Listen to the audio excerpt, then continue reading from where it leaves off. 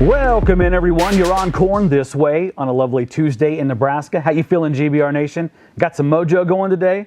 We're trying to as well. Yesterday, we got to talk to defensive coordinator Eric Chinander and a whole bunch of Husker defenders after practice. A lot of themes, a lot of good stuff, a lot of stuff on the scrimmage. We've got that all linked below. You can read all about it. The thing that stood out to me and the theme of today's episode, transfers. That's right, the old transfer portal and NIL, the revolution that is this massive thing impacting college athletics, especially college football. It's going to be a big part of Nebraska's success or shortcomings this year. We know that, right? Look at our camp countdown. Our number 1 and number 2 on the list of most impactful players potentially for Nebraska this season, according to our sports staff. That's right, both transfers. How long has it been since that's happened? Look at the whole list of 50, sprinkled with transfers, right? Let's be honest, if this year goes well, Scott Frost's favorite Hogwarts spell, probably Transferous, Portalous. Yeah, I know, I've got problems. I'm a nerd. I doubt Scott Frost watches Harry Potter. But in the words of a great American poet, Wooderson, it'd be a lot cooler if you did. Anyway, transfers. Eric Chinander got into this yesterday. He called it the Wild West. I like that. And in terms of NIL and resources, I think Nebraska's a pretty good gunslinger, don't you? Yeah, they can quick draw with the best of them. Let's hear what Eric Chinander had to say about that. As college football moves forward, the way it's kind of is right now with it's a little bit of wild west and free agency. So I think you're going to constantly be getting new pieces in and probably some pieces out just by the nature of the game now. So I think it's come together really nicely. I thought that the guys that we've brought in, whether they be new guys, junior college guys, transfer guys, have done a great job of meshing with the current players, and the current players have done a great job accepting them and meshing them with the team. So I'm really pleased with where we're at in that facet. Okay, you're starting to see the theme I'm going to dig into today with this. Cohesion and cohabitation. That's massive, right? You got to bring in the right dudes. If you don't, the mix isn't going to be well. Remember when the new kid, or if you were the new kid who moved into a new school? Yeah, it can get a little fidgety, you know what I'm saying? So if you look at this, it's really going to be key how they're welcome. And look at some of the Husker leadership and what they have to say on this subject. Nick Henrich, right? Starter, Omaha product. Here's what he had to say yesterday. All those transfers have done a really good job, not only implementing to the culture, but to the team as well. I think as a team, we're all really close with them, which helps a lot, which means, I can hold Tommy accountable because he knows, we're brothers and we have each other's best interests in mind, and he can do the same for me. So I think that's where it's really grown. So, as you can see, that dynamic has grown apparently really fast. I don't think these guys are going to get in front of a microphone and lie to us, right? They're also not going to get in front of a mic and go, yeah, these transfers, terrible. Terrible human beings. No, they're not going to do that. I believe what these guys are saying when they're up there. Speaking of those transfers, O'Shawn Mathis, right? Number 1 on our camp countdown. We've talked about him a lot. We heard from him yesterday for the first time. He gave some massive insight into how those transfers are having an impact this early. The culture aspect in the locker room, everyone's open arms. Like, everyone's brought in the transfers like they've always been here.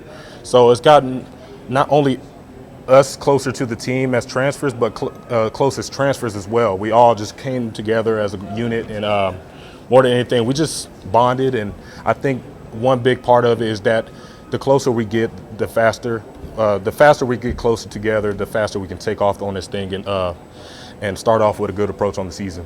So there you go. Scott Frost talked about the leadership of this team. He talked about the core of this team, right, being really good. We heard Garrett Nelson and a lot of others say that at Big Ten Media Days and throughout availabilities. It's evident here. There's a newcomer kind of telling you that. All right? Here's the one that impressed me. This is Stephen Nguyen, right? Alabama transfer. Listen to what he had to say. Leadership on this team is great. Like Garrett Nelson, one of the best leaders I've ever been around. He comes to work every day and does his job every day. And he's going to hold everybody accountable. If you don't, you're going to hold him accountable. You're going to hold yourself accountable. So the leadership here and the culture around this team is special. That's some high praise for Garrett Nelson, who we've talked about at length on this program, right?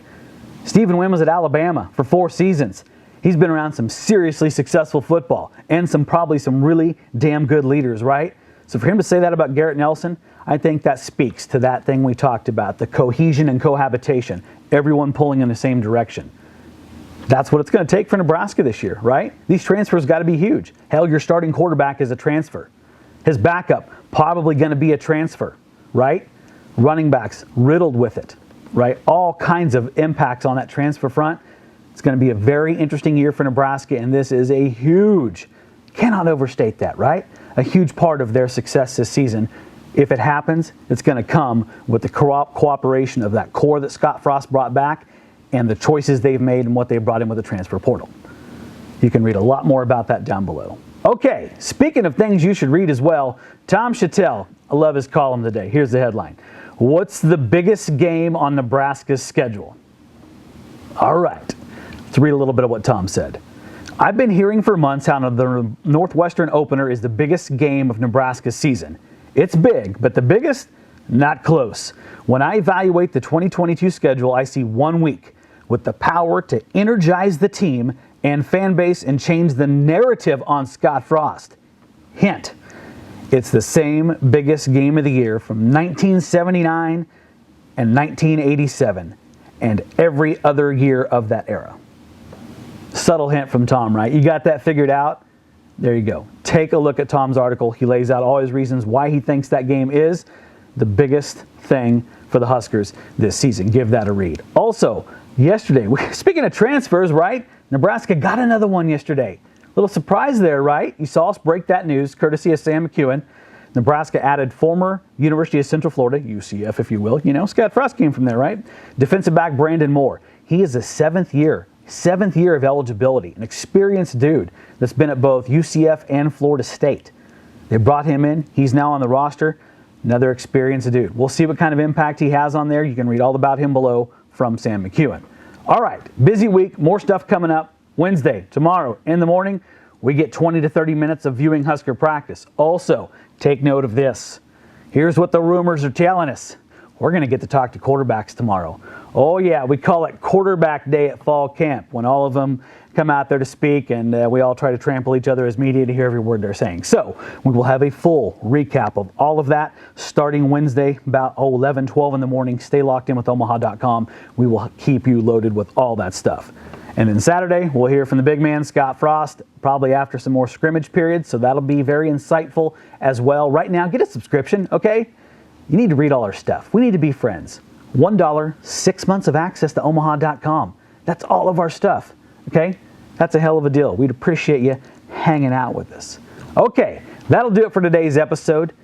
GBR Nation, be all the Go Big Red you can be. And remember, we're all just corn this way.